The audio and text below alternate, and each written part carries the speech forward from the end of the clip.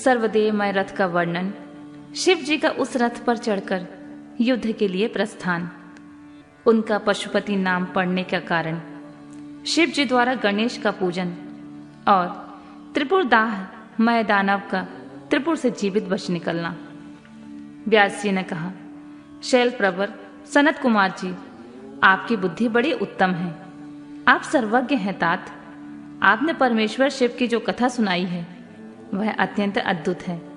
अब बुद्धिमान विश्वकर्मा ने शिव जी के लिए जिस देवमय एवं परमोत्कृष्ट दिव्य रथ का निर्माण किया था उसका वर्णन कीजिए। सूत जी कहते हैं, मुनि, व्यास जी की यह बात सुनकर मुनीश्वर सनत कुमार शिव जी के चरण कमलों का स्मरण करके बोले, महाबुद्धिमान मुनिवर व्यास जी, मैं शिव जी के पादे पद्यों का स्मरण करके अपनी बुद्धि के अनुसार रथ के निर्माण की कथा का वर्णन करता हूँ। सुनो। तदनंतर विश्वकर्मा ने रुद्रदेव के लिए बड़े यत्न से आदर पूर्वक सर्वलोकमय दिव्य रथ की रचना की। वह सर्वसम्मत तथा सर्वभूतमय रथ का सुवर्ण का बना हुआ था। उसके दाहिने चक्र में सूर्य और वाम चक्र में चंद्रमा विराजमान थे। दाहिने चक्र में 12 अरे लगे हुए थे, जिसमें 12 सूर्य प्रतिष्ठित थे, और बायां पहिया 16 अरों से युक्त था, जिनमें चंद्रमा की 16 कलाएं विराजमान थीं। उत्तम व्रत का पालन करने वाले विपेंद्र, अश्विनी आदि सभी 27 नक्षत्र भी उस वाम चक्र की ही शोभा बढ़ा रहे थे। विप्रश्रेष्ठ 6 ऋतुओं उन दोनों पहियों की नेमी बनी थी। अंतरिक्ष रथ का अग्रभाग हुआ और मंदरांचल ने रथ की बैठक का स्थान ग्रहण किया। उद्याचल और अस्ताचल ये दोनों उस रथ के कुबर हुए। महामेरु अधिष्ठान हुआ और शाखा पर्वत उसके आश्रय स्थान हुए। संवत्सर उस रथ का वेग, उत्तरायण और दक्षिणायन दोनों लोहधारक मुहूर्त बंधुर बनकर कलाएं उसकी कीलें हुई। काष्ठाएं उसका घोड़ा, नासिका रूप अग्रभाग, क्षण, अक्षदंड, निमेष, अनुकर्ष नीचे का काठ और लव ईश दंड हुए। दुलोक इस रथ की बरूथ ऊपरी पर्दा तथा स्वर्ग और मोक्ष ध्वजाएं हुई। अभ्रमु ऐरावत की पत्नी और कामधेनु जुए का अंतिम छोर पर स्थित हुए। अव्यक्त प्रकृति उसका ईशा दंड, बुद्धि नडबल, अहंकार कोना और पंच महाभूत उसका बल थे। मुनिश्रेष्ठ इंद्रियां उसके चारों ओर से विभूषित कर रही थीं और श्रद्धा उसकी रथ की चाल थी। उस समय वेदों के 6 अंग ही उसके भूषण और पुराण, न्याय, मीमांसा तथा धर्मशास्त्र उपभूषण हुए। संपूर्ण शुभ लक्षणों से युक्त, बल संपन्न श्रेष्ठ मंत्र घंटा के स्थान पत्र हुए और वर्ण तथा आश्रम उसके पाद बने। सहस्र फणों से सुशोभित शेषनाग बंधुन रंजू हुए और दिशाएं तथा उपदिशाएं उसके पाद बनी। पुष्कर आदि तीर्थों ने रत्न जटित स्वर्णमय पताकाओं का स्थान ग्रहण किया और चारों समुद्र उस रथ के आच्छादन वस्त्र बने। गंगा आदि सभी श्रेष्ठ सरिताओं ने सुंदर स्त्रियों का रूप धारण किया और समस्त आभूषणों से विभूषित हो हाथ में चंवल ले यत्र तत्र स्थित होकर वे रथ की शोभा बढ़ाने लगी। आभा आदि 7 वायुओं ने स्वर्णमय उत्तम सोपान का काम संभाला। लोकालोक पर्वत उसके चारों ओर का उपसोपान और मानस आदि सरोवर उसके सुंदर बाहरी विषम स्थान हुए। सारे वर्षाचल उसके चारों ओर के पाश बने और नीचे के लोकों के निवासी उस रथ का तल का भाग हुए। देवादिदेव भगवान ब्रह्मा लगाम पकड़ने वाले सारथी हुए और ब्रह्मा देवत ओमकार उन ब्रह्मदेव का चाबुक हुआ। आकार ने विशाल छत्र का रूप धारण किया। मंदराचल पार्श्वभाग का दंड हुआ। शैलराज हिमालय धनुष और स्वयं नागराज शेष उसकी प्रत्यपंजा बने। श्रुति रूपनी सरस्वती देवी उस धनुष की घंटा हुई और महातेजस्वी विष्णु बाण तथा अग्नि उस बाण की नोक बने। मुने, चारों वेद उस रथ में जुतने वाले 4 घोड़े कहे गए हैं। इसके बाद शेष बची हुई ज्योतियां तथा अश्वों की आभूषण हुई। विष से उत्पन्न हुई वस्तुओं ने सेना का रूप धारण किया। वायु बाजा बजाने वाले और व्यास आदि मुख्य मुख्य ऋषि वाहवाहक हुए। मुनीश्वर, अधिक कहने से क्या लाभ, संक्षेप में बतलाता हूं कि ब्रह्मांड में जो कुछ वस्तु थी सब उस रथ में विद्यमान थी। इस प्रकार बुद्धिमान विश्वकर्मा ने ब्रह्मा और विष्णु की आज्ञा से उस शुभ रथ का तथा रथ सामग्री का निर्माण किया था। सनत कुमार जी कहते हैं, महर्षि, इस प्रकार के महान दिव्य रथ में जो अनेकाविध आश्रयों से युक्त था, वेद रूपी अश्वों को जोतकर ब्रह्मा ने उसे शिव को समर्पित कर दिया।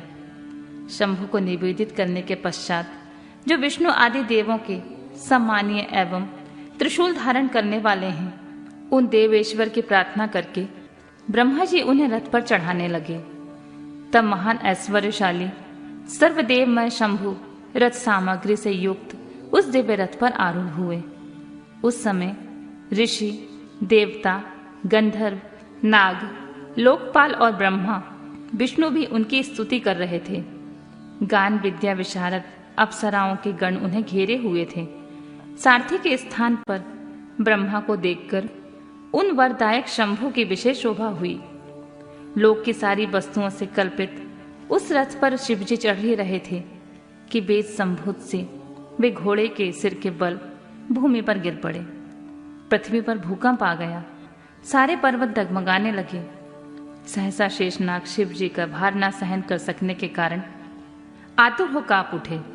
तब उसी क्षण भगवान धरणीधर ने उठकर नंदीश्वर का रूप धारण किया और रथ के नीचे जाकर उसे ऊपर उठाया। परंतु नंदीश्वर भी रथ रूढ़ महेश्वर की उस उत्तम तेज को सहन न कर सके। अतः उन्होंने तत्काल ही पृथ्वी पर घुटने टेक दिए।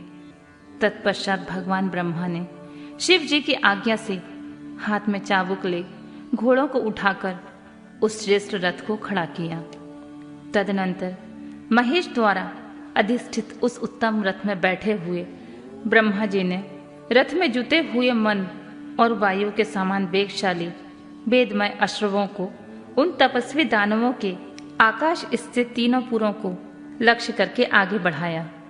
तत्पश्चात लोगों के कल्याण करता भगवान रुद्रदेवों की ओर दृष्टिपात करके कहने लगे, सुरश्रेष्ठों, यदि तुम लोग देवों तथा अन्य प्राणियों के विषय में पृथक पृथक पशुत्व की कल्पना करके उन पशुओं का आधिपत्य मुझे प्रदान करोगे, तभी मैं उन असुरों का संहार करूंगा, क्योंकि वे दैत्य श्रेष्ठ तभी मारे जा सकते हैं, अन्यथा उनका वध असंभव है।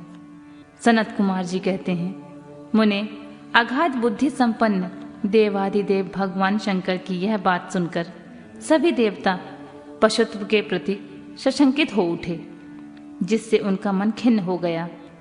तब उनके भाव को समझकर देवादिदेव अंबिकापति शंभु करुणाद्र हो गए। फिर वे हंसकर देवताओं से इस प्रकार बोले, देवश्रेष्ठों, पशु भाव प्राप्त होने पर भी तुम लोगों का पतन नहीं होगा। मैं उस पशु भाव से विमुख होने का उपाय बताता हूं, तो सुनो, वैसा ही करो। समाहित मन वाले देवताओं, तुम लोगों से सच्ची प्रतिज्ञा करता हूं कि जो इस दिव्य पशुपत व्रत का पालन करेगा वह पशु तत्व से मुक्त हो जाएगा। सुरश्रेष्ठों, तुम्हारे अतिरिक्त जो अन्य प्राणी भी मेरे पशुपत व्रत को करेंगे वे भी निसंदेह पशुत्व से छूट जाएंगे। जो नैष्ठिक ब्रह्मचर्य का पालन करते हुए 12 वर्षों तक, 6 वर्षों तक अथवा 3 वर्ष तक मेरी सेवा करेगा अथवा कराएगा, वह पशुत्व से विमुख हो जाएगा। इसलिए श्रेष्ठ देवताओं, तुम लोग भी जब इस परमोत्कृष्ट दिव्य व्रत का पालन करोगे तो उसी समय पशुत्व से मुक्त हो जाओगे, इसमें कोई संशय नहीं है।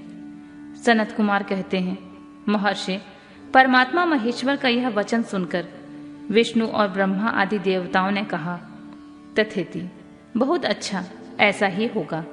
इसलिए बड़े बड़े देवता तथा असुर भगवान शंकर के पशु बने और पशुत्व रूपी पाश से विमुक्त करने वाले रुद्र पशुपति हुए।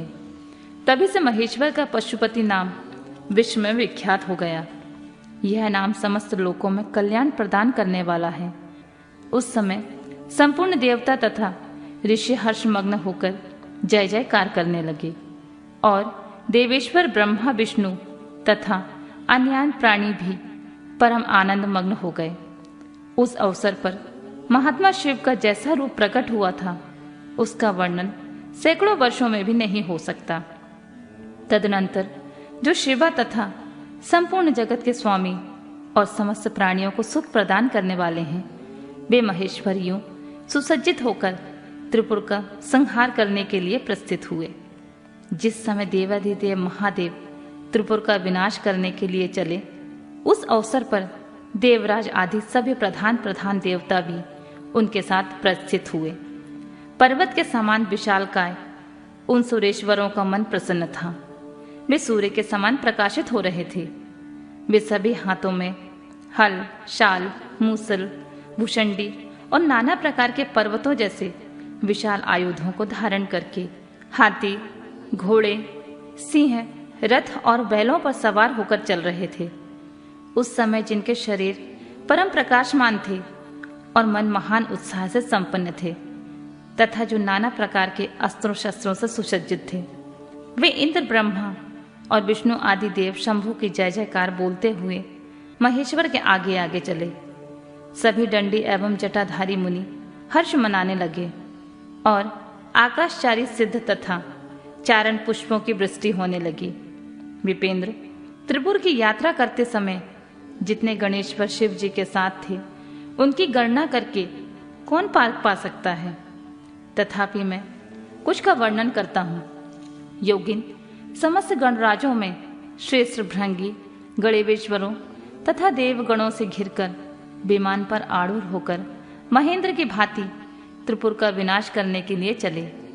उनके साथ साथ केश, विगतवास, महाकेश, महाज्वर, सोमवल्ली स्वर्ण, सोमप, सनक, सोमधक, सूर्यवर्चा, सूर्य प्रच्छिणक, सूर्याक्ष, सूर्यनाम, सुर, सुंदर, प्रस्कंद, कुंदर, चंड, कंपन, अतिकंपन, इंद्र, इंद्रजय, यंता, हिमकर, सताक्ष, पंजाक्ष, सहस्त्राक्ष, महोदर, सतिजु, सताश, रंग, कपूर पूतन, दूषिक, त्रिशिक, अहंकार कारक, अजरवक्र, अष्टवक्रत, हयवक्रत, अर्धवक्रत आदि बहुत से अप्रमेय बलशाली वीर गणाध्यक्ष लक्षण की परवाह न करते हुए महेश्वर को घेर कर चल रहे थे।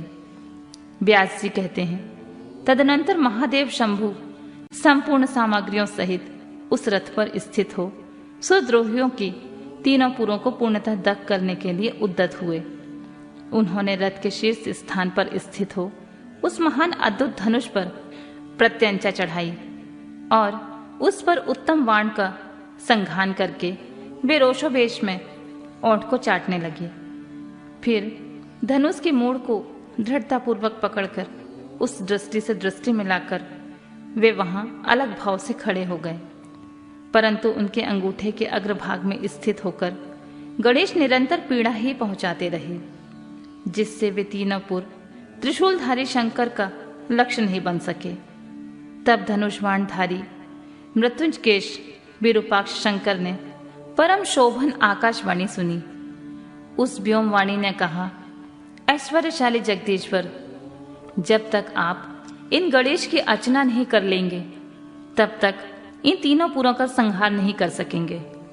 तब ऐसी बात सुनकर अंधकार सुर के निहंता भगवान शिव ने भद्रकाली को बुलाकर गजानन का पूजन किया। जब हर्षपूर्वक विधि विधान सहित अग्रभाग में स्थित उन विनायक की पूजा की गई, तब वे प्रसन्न हो गए। फिर तो भगवान शंकर को उन तारक पुत्र महामनस्वी दैत्यों के तीनों नगर यथोक्त रूप से आकाश में स्थित देख पड़े। इस विषय में कुछ लोग ऐसा कहते हैं कि जब शिव जी स्वयं स्वतंत्र पर ब्रह्मा सगुण, निर्गुण, सबके द्वारा अलक्ष्य स्वामी, परमात्मा निरंजन, पंचदेवमय, पंचदेवों के उपास्य और परात्पर प्रभु हैं। वे ही सबके उपास्य हैं, उनका उपास्य कोई नहीं है। तब सबके वंदनीय पर ब्रह्मा स्वरूप उन देवेश्वर महेश्वर के विषय में यह बात उचित नहीं जान पड़ती है कि उनकी कार्य सिद्धि अन्य की कृपा पर अविलंबित हो, परंतु मुने उन देवाधिदेव वरदानी महेश्वर के चरित्र में लीलावश सब कुछ घटित हो सकता है।